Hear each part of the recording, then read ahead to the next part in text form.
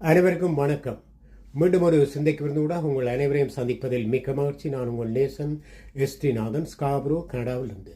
இன்றைய சிந்தைக்கு விருந்தாக குரல் நவீனம் ST 503 மரணம், டெத். மரணம், டெத். பிறவிகளின் சுழற்சி தொடரவே இயற்கையில் மரணங்களின் சிதைவும் சமநிலை பேணுவது. To continue the cycle of births in nature, the decay of deaths maintains the balance. To continue the cycle of births in nature, the decay of deaths maintains the balance.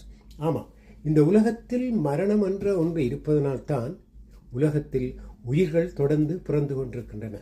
எனவே இது ஒரு வட்டம் போல் தொடர்ந்து இறப்பும் பிறப்பும் மாறி மாறி வருகின்றது. எனவே ஒரு மனிதனுடைய இறப்பு என்றால் என்ன, இதன் மூலம்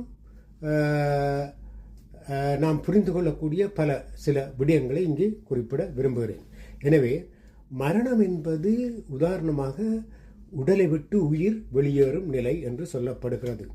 எனவே இயக்கத்தில் உள்ள உடல் தொடர்ந்து மீண்டும் இயங்க முடியாத ஒரு ஓய்வு நிலைக்கு வரும்போது அந்த உடலிலிருந்து உயிர் வெளியேறுகிறதாகத்தான் நாங்கள் ஆதிகாலம் தொடங்கி சொல்லி வருகிறோம். ஆனால் அதில் உள்ள உண்மை என்ன என்பதுதான் இங்கே கேள்வி. இப்போ உதாரணமாக ஒரு மெழுகுதிரி எரிந்து கொண்டிருக்கிறது. அது எரிவதற்கு காரணம் அங்கே அந்த சக்தி, எரிபொருள் பயன்படுத்தப்பட்டு அது ஒளியாக எங்களுக்கு காட்சி தருகிறது. அதை நாங்கள் ஒரு சிறு காற்றினாலோ அல்லது ஊதுவதினாலோ அந்த ஒளியை நாங்கள் அணைக்க முடியும். ஊதிவிட்டால் அது அப்படியே அணைந்துடும். அப்படி அணையும் போது அந்த ஒளி எங்கே செல்கிறது? அந்த இடத்தில் இல்லாமல் போகிறது.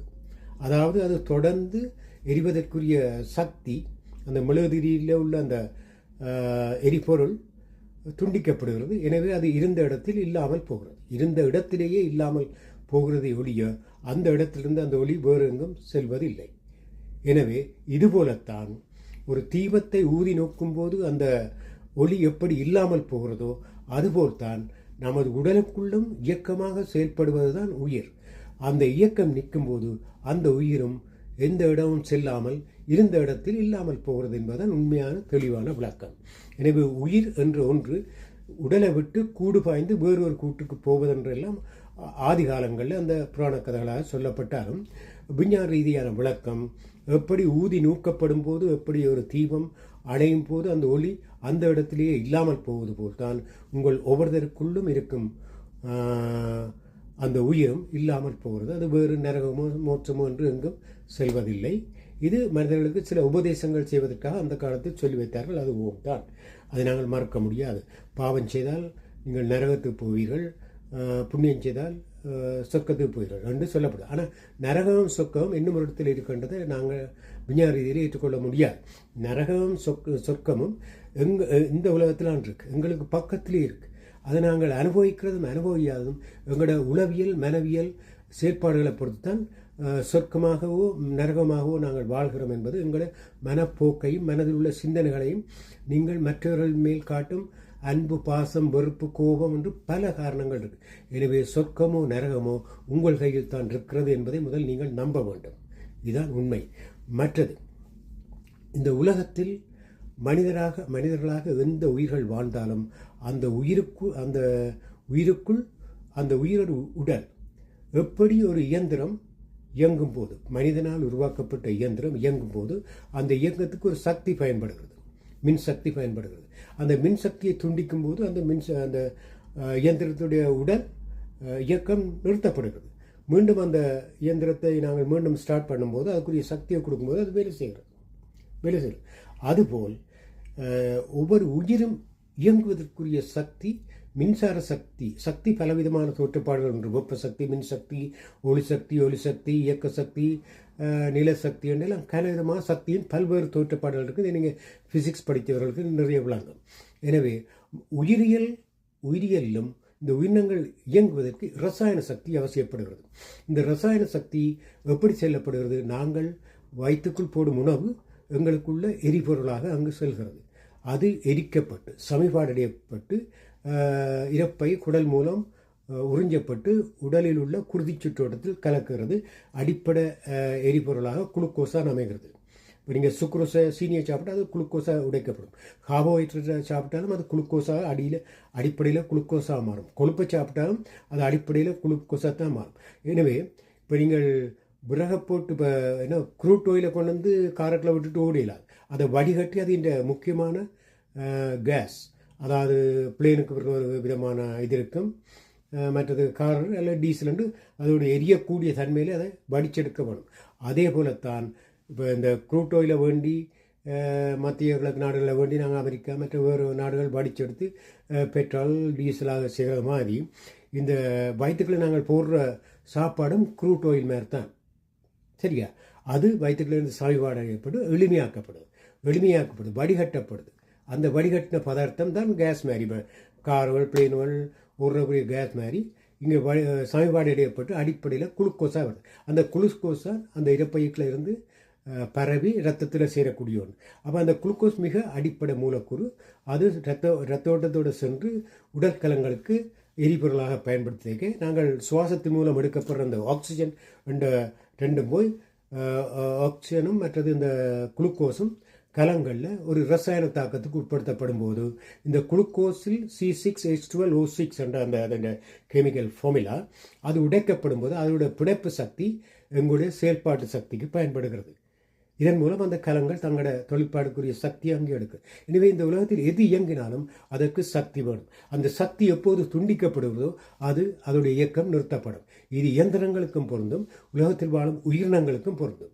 எனவே அப்போ மரணம் என்பது அந்த ரசாயன சக்தி தொடர்ந்து கலங்களுக்கு விநியோகப்படுற ஒரு கட்டத்தை நிறுத்தும் போது, அப்போ நிறுத்தமாட்டா எப்படி நிறுத்தலாம்? சுவாசம் போகாமல் இறுதி மூச்சு நாங்கள் சொல்லியிருக்கோம். இப்போ இறுதி மூச்சு அதுக்கு மேலே அங்கால சுவாசிக்க முடியாண்டால் அந்த இயந்திரங்களில் எப்படி அந்த இயந்திர உதிரிப்பாங்களில் பழுது ஏற்படும் போது நீங்கள் கேஸை விட்டு மிஷினை ஸ்டார்ட் பண்ணாலும் அது ஸ்டார்ட் பண்ணலாம். மற்ற உதிரிப்பாகங்கள் பிழைச்சிருந்தால் வேலை அப்போ அதை திருத்தணும். அது மனிதனாக கண்டுபிடிச்சபடியாக மனிதனால் திருத்த முடியுது. ஆனால் இந்த உயிர்களை யார் கண்டுபிடிச்சது? மனிதனாக இல்லை தானே, அது இயற்கை. அப்போ இயற்கையால் தான் அதை திருத்த முடியும். அப்போ அதுக்கு விரும்பினால் மனிதன் சில வைத்தியங்களை செய்து குணப்படுத்தலாம், தற்காலிகமாக குணப்படுத்தலாம், நிரந்தரமாக குணப்படுத்தும் அறிவு மனிதனுக்கு எட்டவில்லை. சில வழி அதை எட்டக்கூடும், பொறுத்திருந்து நாங்கள் இருந்து பார்க்க முடியாது. வருங்கால தலைமுறைக்கு சாத்தியப்படுதா என்பது ஒரு கேள்விக்குறிதான். அப்போ அந்த அடிப்படையில் இயந்திரங்கள் இயங்குவதற்கு எப்படி மின்சக்தி பயன்படுகிறதோ அதே போல் உயிர்கள் இயங்குவதற்கு ரசாயன உயிர் சக்தி பயன்படுகிறது.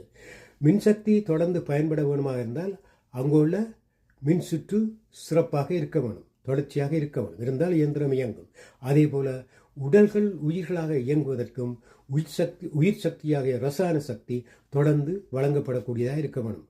அப்போ அதுக்கு உடல் மிகவும் உடல் உள்ள அங்கங்கள் உறுப்புகள் எல்லாம் செயல்பாடு உள்ளதாக இருக்க வேண்டும். இதயம், சிறுநீரகம், மற்றது சுவாசப்பைகள், இதை விட மற்ற அங்கங்கள் எல்லாம் ஆரோக்கியமாக இருந்தால்தான் உயிராக இருக்கும். எனவே மரணம் என்பது என்ன? ரீசைக்கிள் மாதிரி. இந்த பூமி என்பது இந்த உயிரினங்களுக்கு ஒரு ரீசைக்கிள் மிஷின் மாதிரி தான். இப்போ இந்த ரீசைக்கிள் மிஷினில் கொண்டு இந்த உடைஞ்ச பேணி பாத்திரங்களை போட்டு ரீசைக்கிள் பண்ணி போட்டு வேறு பொருளை உண்டாக்குற மாதிரி தான் இந்த பூமி என்ற ஒரு பெரிய இயற்கையால் உருவாக்கப்பட்ட மிஷின் தான் இந்த பூமி. அது தன்பாலில் சுற்றி கொண்டு சூரியனையும் சுற்றி வருது. அப்போ அந்த இயக்கம்தான், அந்த இயக்கத்தின் விளைவாக ஏற்படும் விசைகள் இந்த உயிரினங்களில் பாதிப்பு ஏற்படுத்துது. அதே நேரத்தில் மற்ற கோள்களுடைய தாக்கங்கள் சுற்றுக்கள் எல்லாம் சேர்ந்து தான் ஒரு உயிரை இந்த பிரபஞ்சத்தில் உள்ள பல சக்திகள் சேர்ந்து தாக்குது. அந்த தாக்கத்தின் விளைவாகத்தான் உயிர் தோன்றுகிறது. பிறகு இறந்த பின்பு சிதைந்து மீண்டும் அந்த சிதைந்த உடல்களின் கூறுகள் வேறு உயிர்களுக்கு பயன்படுத்தப்படுகிறது. முதலில் தாவரங்களுக்கு தான் பெரும்பாலும் பயன்படுத்தப்படும். அப்புறம் அந்த தாவரங்களை உண்ணும் விலங்குகளுக்கு கூட படுத்தப்படும். அப்போ இதுதான் இந்த விஞ்ஞான அடிப்படை. இதை வச்சு தான் ஆதி காலத்தில் அது சரியாக புரிந்துள்ளார்கள். மறுபிறப்புன்னு சொன்னார்கள். அதிலும் ஒரு உண்மை இருக்குது.